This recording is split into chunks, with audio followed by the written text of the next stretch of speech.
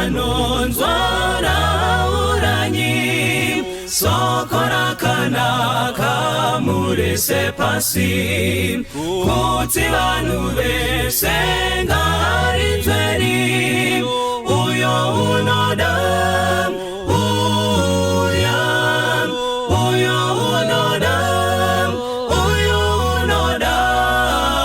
Masoko pago monemikana Baba wadikanwa Pare kudaita Uyo unoda Uyo uya Nasi uya Pinda pamusiwo wazarurirwa Jesu ndiye nzira yeidiega Uyo unoda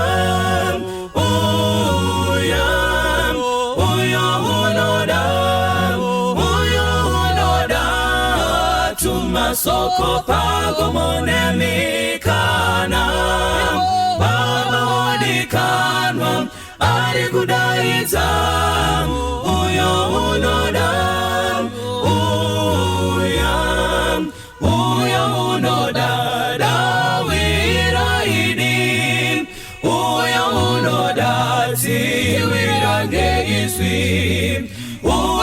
unoda upenyu narini Uyo unoda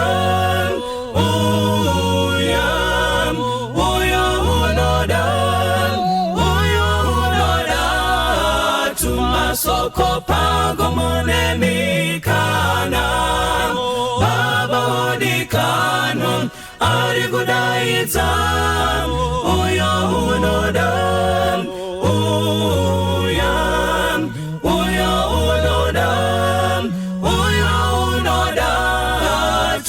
Soko pago monemikana Baba wadikanwa ari kudaita Uyo unoda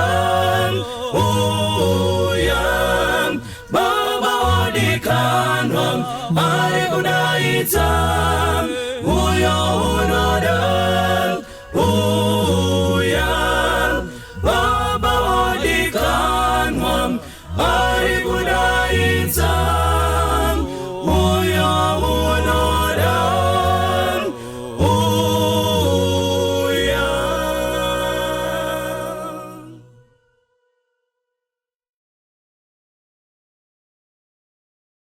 Ndokuchingamidza Mose mzitarashe namuponesi wedu Jesu Kristu. Vhiki rakapfuura takatanga kudzidza pamusoro paDavid uye tichida kutsvaga chikonzero nei Mwari ari kuti David murume anodikanwa nemwoyo wangu. Zvii zviri muna David, zvii zvaakaita, airarama sei kuti Mwari azoti uyu mwoyo wangu unodokairira kwaari. Now vhiki rino tiri kuenderera mberi asi tichadzidza zvishomanana pamusoro peupenyu hwaDhavhidha. Now zviri nyore kuti utaure uri kunze kwechinhu, asi kana wapinda mazviri matauriro ako nemaonero anogona kusiyana. Vanoona bhora vanogona kutenderana neni. Zviri nyore kana wakagara mumastands kuti ushore kuti uyu haasi kunyatsogona, but dai aiti buruka aiti chinjane imi mupinde maigona kuzoona kuti anga achitoita basa riri nani. Musoro wedu wenyaya unoti musiye akadaro. Musiye akadaro, ngatidzorei usi wedu tinamate. Mwari vari kumusoro kudenga, toda kutendai zvino chitaurai kwatiri naJesu tanamata. Amen. Now ndoda kumbokuudzai nyaya yakaitika. Paiva nevakomana vaviri, one wacho aienda kuchechi. Saka ari kuenda kuchechi achinamata, yakasvika nguva yekuenda kuwitnessing. Ndokuenda kuwitnessing ndokunowana shamwari yake. Awana shamwari yake akangoiwanawo iri pamashops. Ndokubva akurukura nezveukuru hwaMwari. Zvikanzi ndichazoya ndokutora toenda kuchechi. Saka zveshuwa akamutora ndokuenda naye kuchechi. Nguva inofamba vakuenda vese kuchechi, vachienda vese kuchechi. Uya akaparidzira uya vachienda kuchechi. Chaasina kuziva ndechekuti chipiwa chamweya mutsvene chinosiyana. Uya waakaunza kuchechi akanga aine chipiwa chomweya chekuparidza. Saka nguva yakafamba uya ndokutanga kuparidza Now atanga kuparidza achiparidza not kuti aitsvaga mukurumbira asi chipo chake chiya vanhu vakaguma vakuchitenda zvakarwadza uya akaunza uya kuchechi kusvika pakuti ushamwari hwavo hwakaguma hwapera. Chii chakaita kuti hupere? Uyu akaona sekunge uyu aakukurumbira kupfuura iye asi ari iye akaita kuti auye kuchechi. Now zviri nyore kuti tikasike kuti asi anga ari right nekuti kana uri kunze zviri nyore kuti utaure kana kuti uri mukati. Now William Shakespeare ainyora rimwe play rake rinonzi Othello. Anotanga kushandisa vara, anodescribe chimwe chimhuka, anochiti the green-eyed monster. Now green-eyed monster achichidudzira anoti it's jealousy personified. Now munyaya yatiri kuda kudzidza pane mukomana ayenda ndokubva auraya Goliath. But kwapfuura 40 days pasina auraya Goliath. But nekuti amuuraya ndokucheka musoro, asimudza musoro, Israeri yese ndopa inozopinda kudzingirira vaFilistia. Now vanovadzingirira vanoenda pakudzoka. 1 Samuel chapter 18 pakudzoka ndopa nenyaya. Ndoda ndingokuverengerai verse ya 6. Zvino wakati vachisvika pakudzoka kwaDhavhidhi pakuuraya muFilistia, vakadzi vakabuda kumaguta ose avaIsraeri vachiimba vachitamba kuzosangana namambo Sauro nengoma nokufara uye nezvimwe zvokuridza. Vakadzi vakaimba vachibvumirana pakuridza kwavo vakati, Sauro wakauraya zviuru zvamazana ake, asi Dhavhidhi makumi ezviuru zvamazana ake. Verse ya 7. Verse ya 8. Sauro akatsamwa zvikuru. Shoko iri rikasamufadza akati, Abna, uri kunzwa here maimbirawo? Vari kuti chii? Zvikanzi inini ndauraya thousands, David auraya tens of thousands. Uri kuona here kuti kana ugaro neushe hwangu asvika kodiyani nhai mambo? Saka rwiyo rwakakonzeresa kuti green-eyed monster izviratidze muna mambo. Zvikanzi by the way anombonzani komufana? Zvikanzi mwanakomana waJese. Rega ndikudze mhuka iyi iri kwese pose pane munhu. Ende chinondishamisira mhuka iyi haitsvagi kuti uri mukristu, uri muhedheni, unonamata, uri mupfupi, uri mukobvu, mhuka iyi iripo. Rega ndembokubvunza, unoonana here nevana vabamukuru wako? Abamukuru ndaenda kure. Unoonana here namukoma wako? Makabuda mudumbu rimwe chete, mukakura mumba imwe chete. Asi nhasi nekuti mukoma akuwana zvinenge zviri nani kupfuura iwe, nhasi hamuonani. Dzabvepiko shanje the green-eyed monster? And haitsvagi kuti ava ndevechechi, nekuti kana vemuchechi vanoratidzana ugodo neshanje, unoshama kuti zvabvepi, asi vese vakapfeka uniform yakafanana, vese vari kudeedza Mwari umwe chete. Shanje negodo rabvepi? Dhavhidhi atadza here? Ingatosimudzira zita raIsraeri nekuti ati ndinouya muzita raMwari wehondo yeIsraeri. Haana kuzviitira iye, asi aitira Israeri yose. Mambo magumbukei, the green-eyed monster. Asi tine vanhu vasingaonani, vasingafambidzani pamusaka pe the green-eyed monster. But green-eyed monster ine mwana wayo. Mwana wayo anonzi hate, ruvengo. And mwana wa hate, chizukuru cha green-eyed monster, is murder. Saka Sauro chinotanga i green-eyed monster. Godo ndoko zhara ruvengo. Zvikanzi munzei padhuze. Mukazoverenga chapter 18 kusvika chapter 23, ndi David ari kungotiza nekuti ruvengo rwazvara chizukuru cha green-eyed monster nonzi rufu, ada kumuuraya.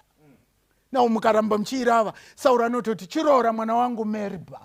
Zvikanzi aiwa ininiwo munhu akaita seni ndikaita here mukwasha wamambo. Zvikanzi ichitora mwana wangu Mikaya. Asi chaiva chinangwa chaSauro kuti kana David aroora mwanasikana wake achaurayiwa paruoko rwevaFilistia. Nekuti Sauro anotomboti kana mari yandoda handidi mari yako yerora, ndoda kuti undiure nerukanda rwekumberi 100 evafiristia, nekuti aiziva kuti paachaenda kuhondo anonofa. David anouya ne200. Chakanganika naSauro ndechekuti ana David mukuru kupfuura awainaye. Asvika anoti aya mambo opiwa mwanasikana, but Sauro anoti kana zvichibvira ndichamuuraya. But rangarirai chapter 16 inopera ichiti mweya wakaipa waitambudza Sauro, saka umwe musi mweya wakaipa wakumutambudza David anodanwa ndokutanga kumuridzira.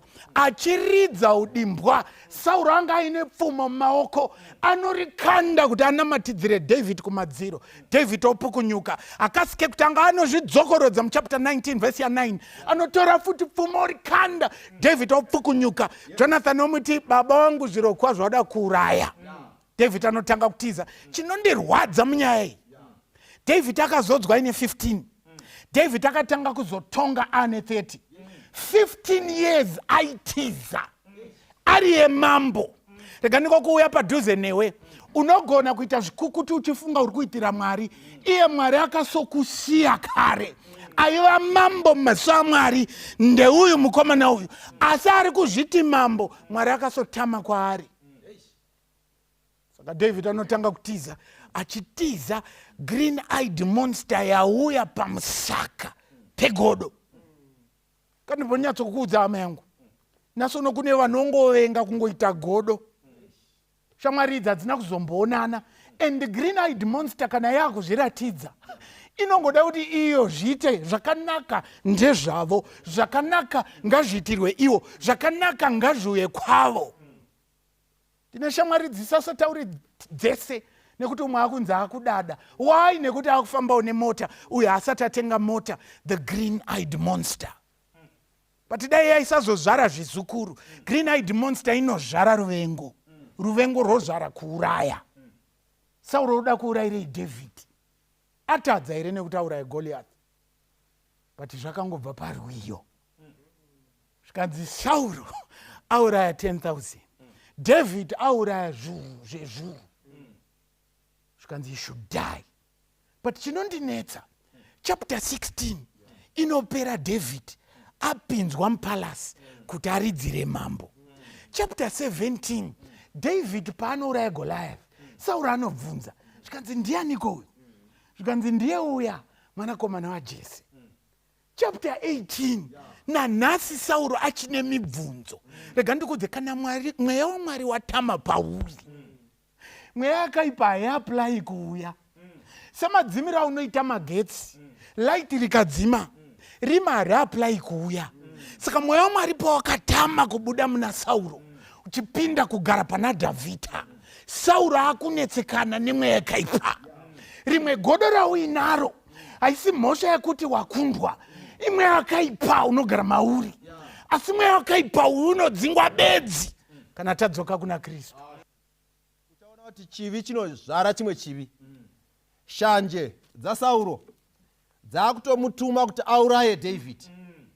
Rega ndikuudze muteereri, ukaramba uine shanje mukati meupenyu uchaita muroyi.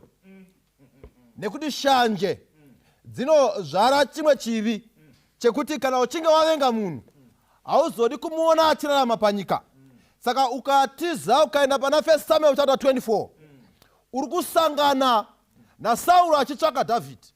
Chinangwa chake kuda kumuuraya, chinangwa chake kuda kumuparadza zvabva pashanje. But Mwari ngaavongwe, nekuti ukaverenga mapisarema 54, Dhavhidhi pane nguva yakambodamata akati, Mwari ndirwirei paruoko rwaSauro. Ende kwete zvoga, Mwari isai mukana, an opportunity yekuti Saul azive kuti ini handina chakaipa naye. Ndinoshamisika naDhavhidhi, anonamatira Mwari kuti Mwari ndibuditsirewo pachena, Sauro azive kuti handina nyaya naye. Ndichigere kuona vanhu vakadaro vanonamata kuna Mwari kuti uyu munhu anondivenga hangu, uyu munhu anoda kundiparadza hangu, asi Mwari zviisei pachena, munhu uyu azvizive kuti handina nyaya naye. Kazhinji kana vanhu vakavengwa muupenyu vanobva vatosumudzawo nyaya yacho, yobva yatoita fire to fire, yobva yatoita hondo to hondo. But David anoti handidzoreri hondo, Mwari batsirai Sauro azvione kuti handina mhosva naye. Saka kana waita munamato wakadai mumwoyo, Mwari haagoni kunyarara. Kunonzi Sauro achisvika munzvimbo iyi, chapter 24 ukaiverenga uchidzika nayo pavhesi ya3, murume unosvika obva ati regai ndizvibatsire. Paanoti regai ndinotsvaga toilet, kunonzi kune kakevi kakanga karipo, ndo kaanobva aona kabako aka, oti regai ndipinde mubako ndizvibatsire. Ndava kwaIsraeri, ukaverenga Deuteronomy chapter 23 vhesi ya12 na 14, waitova pati yemurayiro yakapuwa Mozisi kuna Israeri, kuti kana Israeri yakaungana pakempi, pakaita munhu anofira kuti ndoda kuzvibatsira, ari kunzwa asina kumira zvakanaka mukati memuviri wake, anofana kutakura badza rake, otakura foshoro yake, obva pakempi pana vanhu, oenda kunze kusina vanhu, onochera gomba rake, ozvibatsira, ofutsira. Saka nyaya iyi Sauro waitoiziva, but paari kubuda achiti ndiri kuenda kunozvibatsira, ari kuzvitsaura pamasoja ake, ende ari kuzviita vulnerable kuenemy. But Mwari ngaaongwe nekuti David haasi enemy yaSauro. Saka murume anosvika opinda mubako. Ngaindiverenge vhesi ya4, chapter 24 vhesi ya4. Vanhu vaDhavhidhi vakati kwaari, iri ndiro zuva ramakaudzwa naJehovha achiti, tarira ndichaisa muvengi wako paruoko rwako. Ndinoshamisika nekuti ndatsvaka vhesi Jehovha paakataura nyaya iyi ndikaishaya. Vanhu varikuda kugadzira nyaya yekuti David aparadze Sauro. Rega ndikuudzei vana vaMwari, dzimwe dzenguri iwe unotori munhu anoregerera pati dambudziko vanhu vakakupoteredza. Pane nguva yaunosvika pakuda kukangamwira nekuregerera, but vakakupoteredza vanoti hauoni here nyaya iyi, hauoni here zvawaitwa. Panga uchifana kuregerera, wobva waita utsinye nemhaka yavanhu. But Mwari ngaavongwe naDavid, haateereri zviri kutaurwa nevanhu vake, nekuti David haaiti zvekuverengerwa Bhaibheri, unozviverengera oga. David haaiti zvokuudzwa zvinodiwa naMwari, anozvitsvakira oga zvinodiwa naMwari. Saka David haadaro, mukuru anouya ndokubva apinda mubako. Kupinda kwemurume uyu mubako rina David hazvisi kureva kuti Masiya iwo ake atadza basa, but zviri kungoreva kuti Mwari achiri in control. Regai ndikuudzei vana vaMwari, Mwari unochengeta ende unokontrola kunyangwe nesituation yekuinda kusango. Saka ndinoona Mwari ari kudirecta Sauro kubako, iri nyaya yeprogramu yaDavid yekuti Mwari achenure David panyaya iyi. Nyaya yekuenda kwamukomana mubako yakanga iri pakati peprogramu yaMwari yekuti David munamato waaita uchenurwe. Mukomana anosvika ndokubva aenda paposition yekuzvibatsira. Vakomana vari kumashure uku vakabata zvombo, vakati ndiye muvengi wedu ada kutiparadza. Now this is the opportunity, mukana wazviisa pamberi pedu wekuti murume uyu tumuparadze. Saka ndinoona vese vaine mibvunzo yavakatarisa navo. David ari kuvhunza, Mwari ada kuti tidhile sei nenyaya iyi. Vakomana vavo vari kuzvibvunzawo, vakomana vaDavid, Mwari ada kuti tidhile sei nenyaya iyi. Saka ndinoona pavakomana vari kuti what an opportunity, this is the opportunity to kill the man. Atishungurudza kwenguva refu, watigarisa mumapako. But to David ari kuti aiwa, this is the opportunity to show mercy. Ndo mukana wekuratidza nyasha kumuvengi wangu. Regai ndikuudzei vana vaMwari, dzimwe dzenguri Mwari unoisa vavengi vedu mumaoko edu kwete kuti tivaponde, asi kuti tivaratidze nyasha. Saka vakakura vachitibata zvisina kunaka, vachitiitira utsinye. Mwari ndobva aitiita tatikomborere, ndobva Mwari atipa upfumi. Ivo navo zvashanduka, upenyu hwavo hwaoma, hwedu ndo hwaita sehwava nani, vaiswa mukati memaoko edu. Mwari haasi kuti tivatsvage kuti tivarangaridze zvavakatiitira, kwete. Mwari ari kutsvaka kuti tivaitire nyasha. Saka David apuwa mukana wekuratidza nyasha, uye apuwa mukana wekupuruvha kuti handina chakaipa nemi. Saka David handizivi kuti wakacheka nei, but unonanavira nguo yemukuru achizvibatsira. Ndokubva asvika ndokubva akata kapisi kenguo, ndokubva asara nako. Mukuru anopedza zvaanoita, ndokutotarisa wakasununguka, akati hakuna wandiona. Ndokubva atobva mubako. Nyambisirwa kune munhu akachengeta murayiro waMwari, wakati thou shalt not kill. Saka muchinda une kuziva vhangeri nekuziva shoko raMwari anoti handiurayi zvakadai. Saka unobuda, abuda David, ndo paanobva abuda pachena. But regai ndikudze vana vaMwari, David akamisa vakomana ava, what a leader, anomisa vamwe vake kuti aiwa Mwari wakatisaise ruoko pane vakasarudza.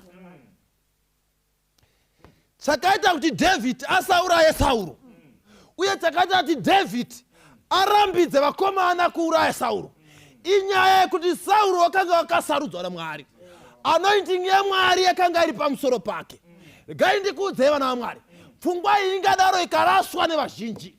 Chakaita kuti Sauro asiwe inyaya yekuti wakasarudzwa naMwari, uye anointing yaMwari yaiva pamusoro pake.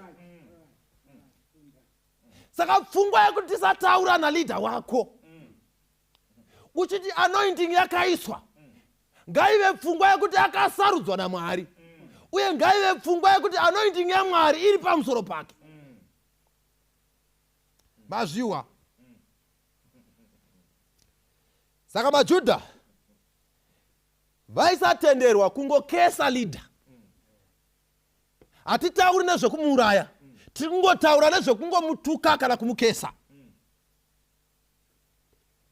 Saka ndinoona mukuru anonzi David waigona kuinterpreta maevents, kuona kuti aiwa patiri kufanira kuitei, and aiziva nzira dzekuadresa nadzo nyaya. Saka mukuru abuda, David ndo paanobva achibuda pachena, obva achidaidzira kuti Sauro Sauro anocheuka.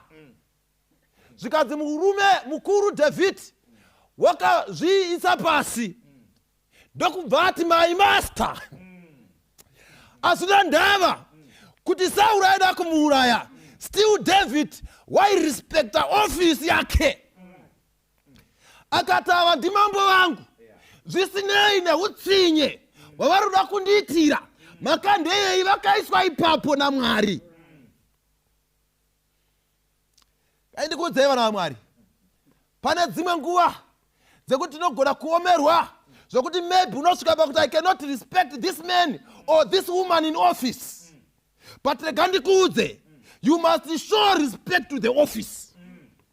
Ukaiverenga kuna Romans chapter 13 inoti lemekedzai maofisi avakuru. Zvisinei nekuti aripo haumudi, but nemhaka yekuti Mwari ari muprogramu dzacho, remekedza.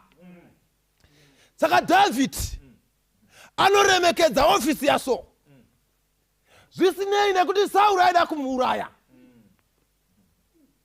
Zvinoshamisa izvi vana vaMwari, munhu arida kumuuraya ndo munhu ari kutochengetedza. Bhaibheri robva rati tinamatire kunyange vavengi vedu.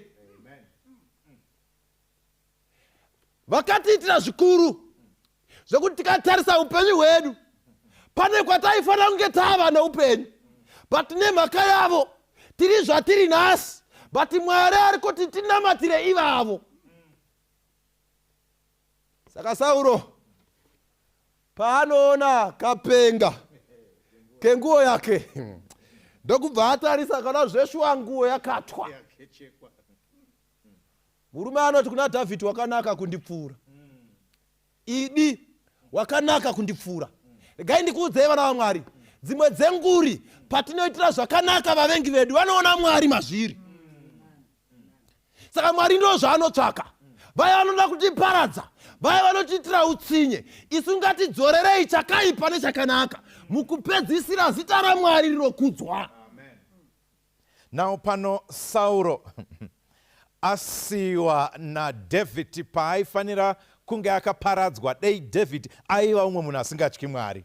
Saka Sauro paanozviona izvi, anosara moyo wake waita sekunge watendevuka kubva pakutsvaga kuuraya Dhavhidha. Pakubva kunoita Sauro pabako apa, anodzokera achiita sekunge munhu atendeuka asiyana nepfungwa yekuda kuuraya David. Asi ndinoshamiswa ndichiverenga Bhaibheri, ndosvika pana Samueri wekutanga chapter 26, dhuma zvakare naSauro akutsvagana naDavid. Nekuti Bhaibheri rinoti pavhesi ya 1 navhesi ya 2, zvino vaZifi vakauya kuna Sauro paGibhea vakati, ko, David azinovanda pachikomo chehikira chiri pamberi perenje here? Ipapo Sauro akasimuka akaburukira kurenje reZifi, ana varume vane zviuru zvitatu vakanga vakatsaurwa kuvaIsraeri kuti atsvake David murenje reZifi. Now Sauro, chii zvino zvawadzokera kune pfungwa yako yekare? Zvawamboita semunhu ashanduka pamaitiro 1, zvawamboita sekunge wachinja maitiro ukati handichatsvagane naDhavhidhi, zvawadzoka sei kupfungwa nemabasa ako ekare? Now zvinondishamisa, asi ndinozoona kuti zvinoitwa naSauro pano hazvina kusiyana nevazhinji vedu. Shoko raMwari tarinzwa nguva zhinji, patinosangana naro rinotsemura mwoyo yedu, nehana dzedu dzichita senge dzaputsika. Asi nguva chimbi pamberi apo todzokera kumabasa edu ekare. Zvenge shoko raMwari parinotibata rinongotisiya tine chiveve, todzoka kumabasa ekare. Shoko raMwari kazhinji parinoparidzwa, senguva dzino tinobva pano taita mhiko dzekuti handichadzokere kumabasa ekare, handichaite zvandaita kare, handichadzokere kurima rangu rekare, ndaakuteverana neshoko raMwari. Asi nguva ichipfuura zvakare, wakaipa paanodzoka nemiedzo nemazano sezvaitwa nevaZifi pano, kuti Dhavhidhi tiri kuziva kwaakawanda, tinodzokera kumabasa ekare. Dai Mwari angatibatsira vana vaMwari kuti kutendeuka kwedu kuve kurevesa kwemwoyo yedu, kuti patakati tasiya mabasa ekare, tasiya tsika dzekare, hatichateveri zvekare, zvitendero zvekare, tava kutevera Mwari wezvokwadi neshoko razvokwadi, dai tingaramba tiri pachokwadi saichocho. Saka Sauro anotevera zvakare Dhavhidhi rwepiri. Zvikanzi achitevera akanga aine varume vakatsaurwa 3,000 vakanga vachitsvaga munhu umwe chete.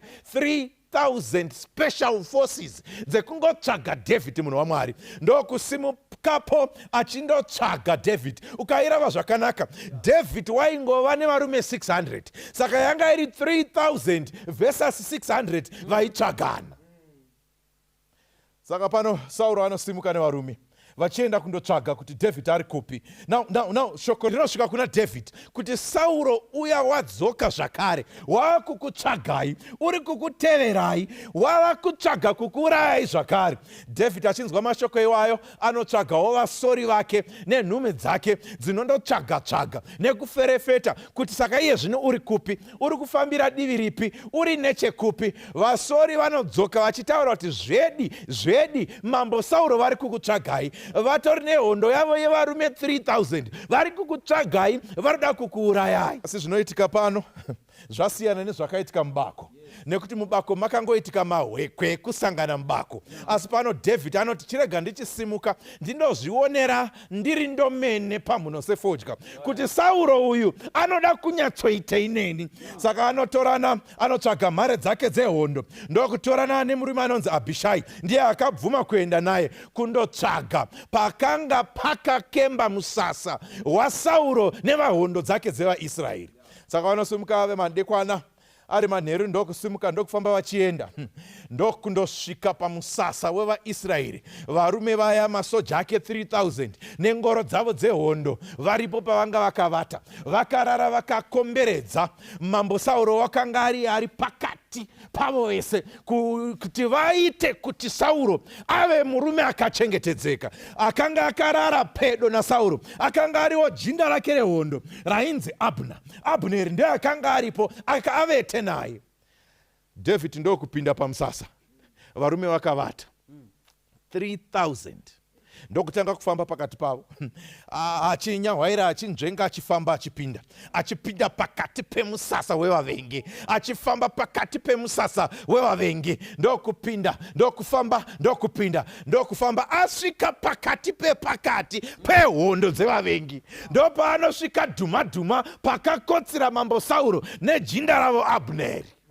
Vakavata hope dzekuvata dziya. Pavanga vavete, pfumo riya rakambokandirwa Dhavhidha ndoparakanga rakadzikwa rakabayiwa ipapo nechigubhu chemvura chakanga chiripo. Abneri ndokudzokorera mashoko aya kuna mambo David, kuna David, zvikanzi honai ishe wangu, Mwari zvakare watiisira vavengi vedu maoko edu.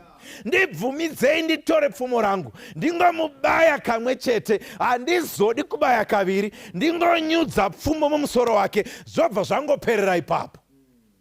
Asi David munhu akanga akadzidza shoko raMwari, munhu akanga achiziva nekunzwa izwi raMwari, akati kwete bodo, hatisi kuzoita izvozvo. Hazvisi kureva kuti Mwari waisa mumaoko edu vavengi vedu. Handizvo zviri kuitika pano, nekuti Sauro muzodziwa waMwari, musanangurwa waMwari. Saka isu tikazvitora tikazvisa mumaoko edu kuti taakuparadza Sauro, taita chivi pamberi paMwari. Ndoda kuti muone kuzvidzora kwakanga kuri muna David. David anga kutoziwa kuti ndiye ane zodzo yaMwari yekuita mambo ari kutevera mashure maSauro. Aigona kungoti ndo mukana wekuti ndipinde panyanga, rega tingomupedza, asi akati kwete, ndinomirira kuita nenguva yaMwari. Ngani vedu vanobaya mapfumo kuti tipinde pazvigaro, vanochera vamwe kuti tipinde pazvigaro, vanobaya vamwe kuti tisvike panzvimbo dzakakwirira. Asi David anoti kwete, izvi tinosiyira Mwari, nekuti anorangarira mwana wake achizonyora pfungwa dzaMwari. Pana Proverbs 24 zvirevo 24 vhesi 17 Bhaibheri rinoti usafarisa kana muvengi wako achiwa, kunyange muvengi aiswa mumaoko ako. Usafarisa mamudikanwi, siya zvakadaro sezvinotaura musoro wenyaya. Musiye Akadaro sezvinotaura musoro wenyaya. Haikona kupindira, hondo ndeyaJehovha. Saka David anoti kuna Abneri, aiwa uyu ngatimsiye, mwoyo wako ngaurege kufarisa kana muvengi wako. Vazhinji vanopembera nekupururudza kana vavengi vedu vawirwa nezvavanowirwa nazvo. Vazhinji vanofara kana vavengi vawirwa nezvizhinji. Asi shoko David anoburitsa pachena. Solomon achinyora anoti usafarisa kana muvengi wako achiwa. Saka David zvakare anodzora Abneri nekuti Sauro muzodziwa waMwari. Kunyange Sauro akanga ari muzvivi, David haana kuda kuti saka nekuti Sauro aamuzvivi rega ndimuuraye. Akati aiwa hondo ndeyaJehovha, ndokumusiya akadaro. David aiziva zvakare kuti Exodo akanyora pana 22 vhesi 28 kuti usashurudzira mubati pakati pevanhu vako. Do not blaspheme God or curse the ruler of your people. Saka shoko raMwari nemurayiro waMwari ndo wakanga wakavigwa muhana yaDhavhidha. Kati handisi kuzokanganisira Mwari, handisi kuzokanganisira Mwari nekuita zvisiri mushoko raMwari, handisi kuzokanganisira Mwari nekutora kutsiva ndikuise kwangu, nekuti vaRoma 12 inonyora zvakare ichiti kumusatsiva, kutsiva ndekwaMwari. Vengeance is mine, I will repay. David akati handisi kuzobata.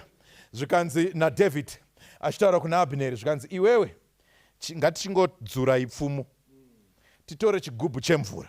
Rangarira nyaya yepfumo iyi nenyaya yezvombo zvehondo.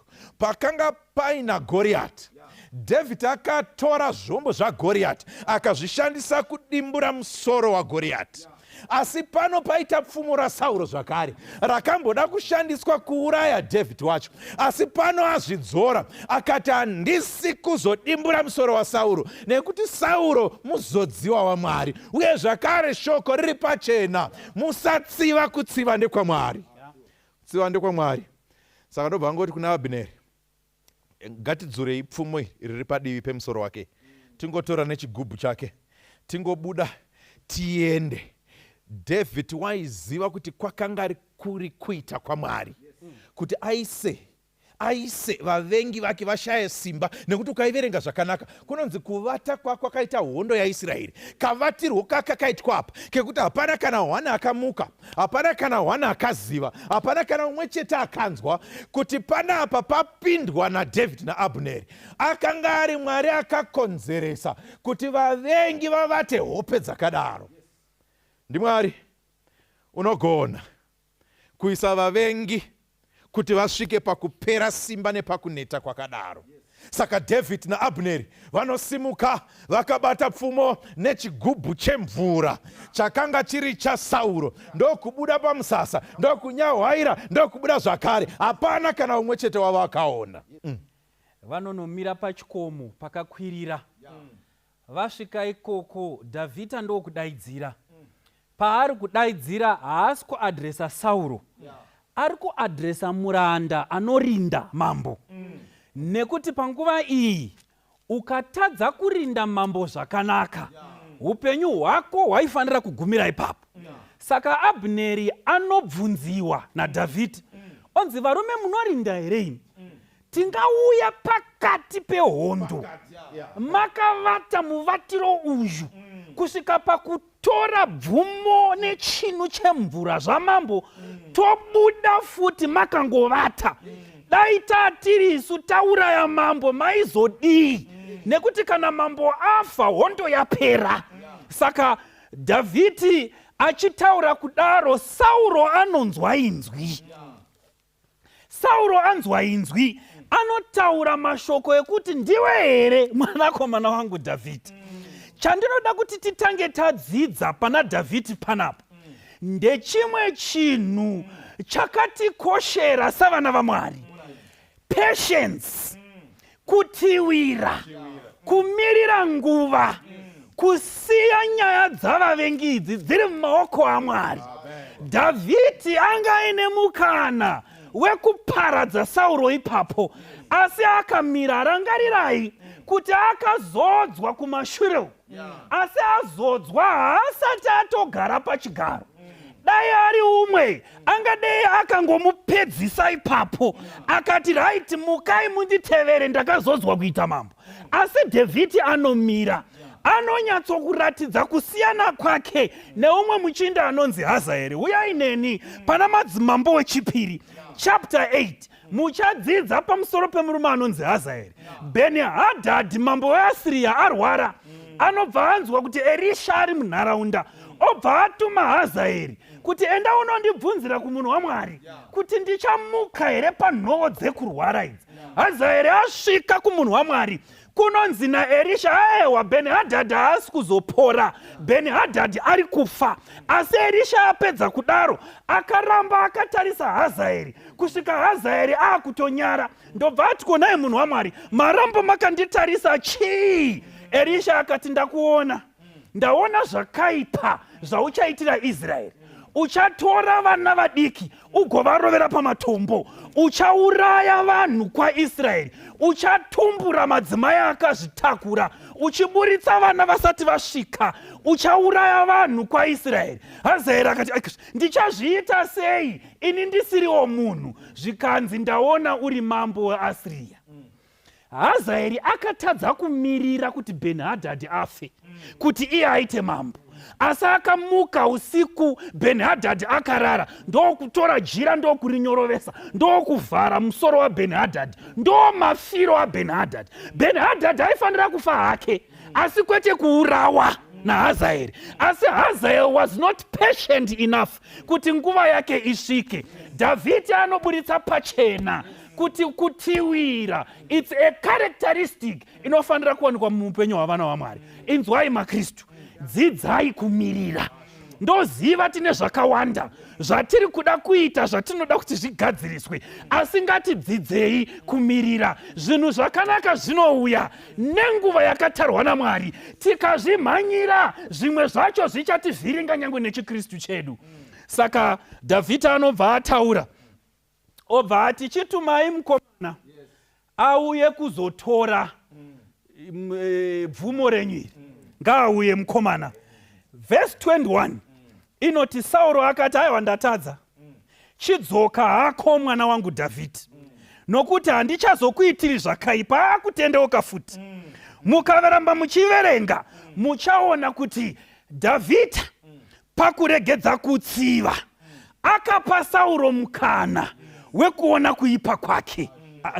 Teerera pfungwa iyi. Paunoti iwe waitirwa zvakaipa, iwe woregedza kudzorera chakaipa nechakaipa, uri kupa kuitira zvakaipa mukana wekuona kuipa kwake. Saka uyo akuitira zvakaipa aiswa pangetani naSatani. Iwe waitirwa zvakaipa, waramba kusungwa naSatani, ukaregedza kutsiva, ukaregedza kudzorera, uri kupa uyo atadza mukana wekuti aone kusarurama kwake. Siwe kana ukadzorera, Mose nyakukutadzira newe maamukeji imwe chete yaSatani. Satani wabudirira kwauri nekumunhu waatuma kuti akutadzire. Teerera nyaya iyi. Kana iwe wakudzorera, kana uchidzorera, uri kuti ndoda kunyima munhu uyo mukana wekuti atendeuke. Nekuti apa Dhavhidhi paari kuregedza kuuraya Sauro, ari kuti long live mambo, muone kuri kusarurama kwenyu. Long live mambo, I am creating an opportunity for you to repent. And tiri kuzviona zveshuwa Sauro achitendeuka kusvika pakuti aiwa akaipa panapa ndini, benzi ndini. Saka kana Sauro ari kubvuma kuti ini ndini benzi, dai Dhavhidhi atsiva naiye aitawo benzi. Nekuti ukadzidza nyaya iyi, Sauro anobvuma kuti apa ndaita neupenzi mwanangu. Ndiri kukumhanyisa iwe usina chauri kutsvaka kwandiri. Ndaita neupenzi, ndiri kubvuma upenzi hwangu. Asi upenzi uyu hwabuda nekuti Dhavhidhi haana kutsiva. Saka cherera unzwe munhu waMwari, kutsiva kuita neupenzi. Upenzi kudiiko? Dhavhidhi anotaura kuna mapisarema oti benzi rakati mumwoyo maro, Mwari hakuna. Saka anoti anotsiva, ari kuti kutsiva kwakanzi ndekwaMwari. Oti Mwari, I think you have lost your title of being God. Regani mbogara pachigaro chenyu ndikuratidzei kuti atadza anoita sei. Regai nditsive. Saka pauri kutsiva namamwe manzwi, uri kuvhomora zvitinha pachigaro chaMwari, wovaka chako, wogara pachiri, wodzorera chakaipa nechakaipa.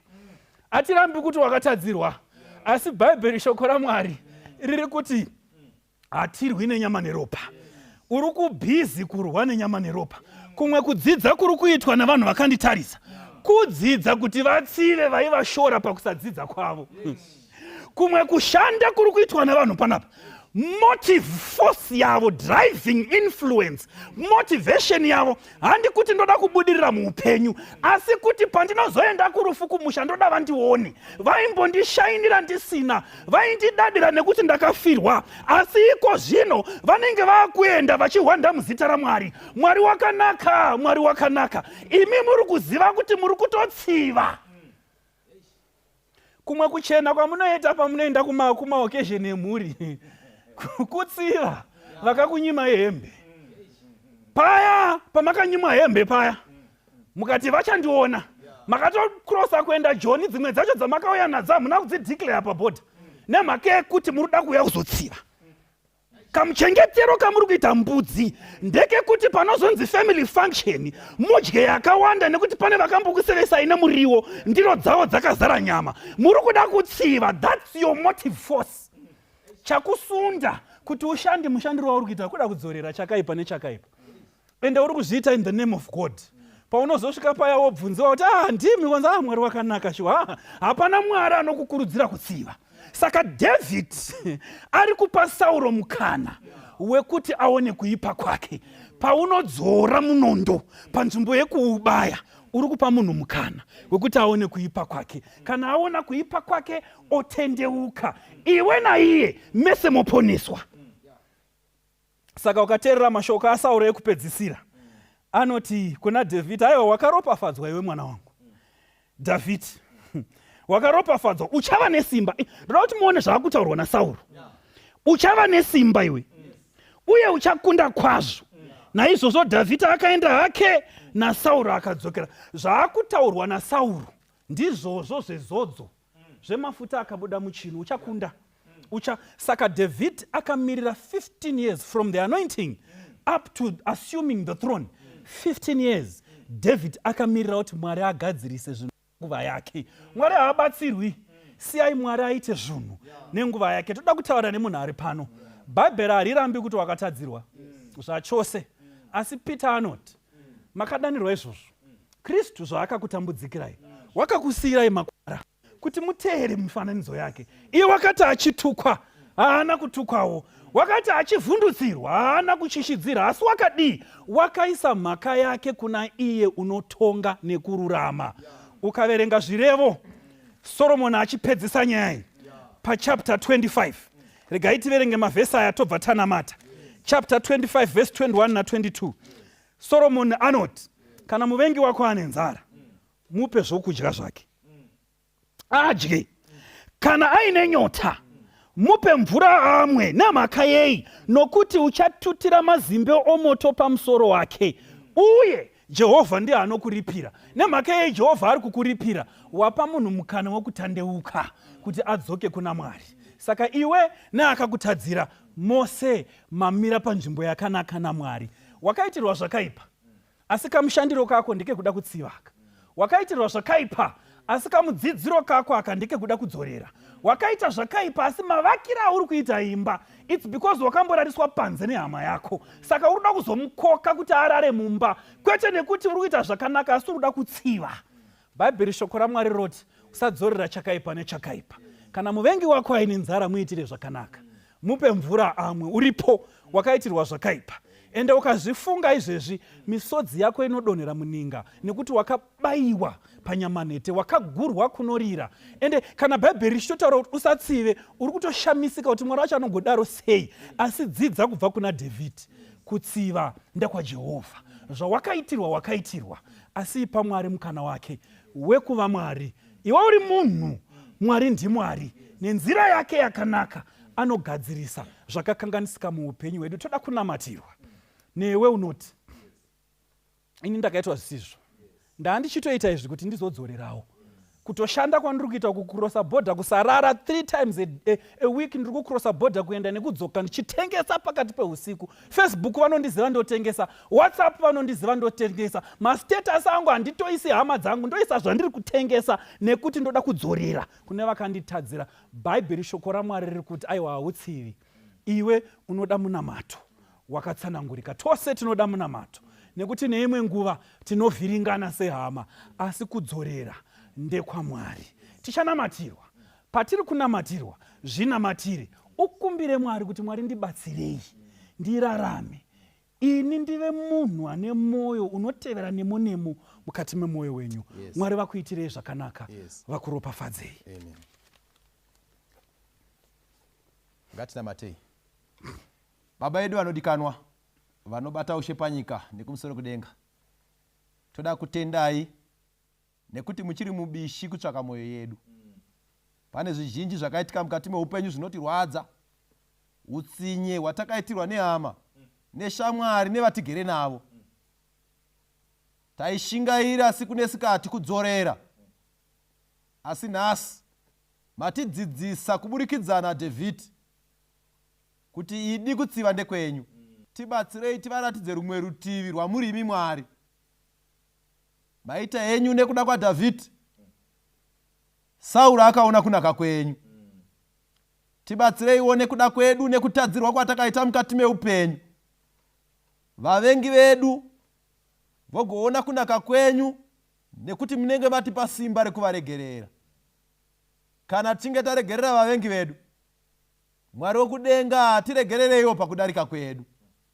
Simba iri hatina, tinotsvaka simba kubva kwamuri rekuregererana kuti zvikuru zvatakaitirwa zvikukutu zvaitwa zvapera Mwari.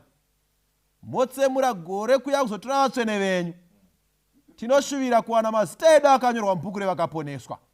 Pakurarama kwanhasi tibatsirei tive patient pane zvatinoita. Tive vanhu vanogona kumirira. Kana mazvizadzisa tigosimudzira zita renyu nokuti zvakafanira. Tinonamata muzita raJesu akarorwa pamuchinjiko. Amen.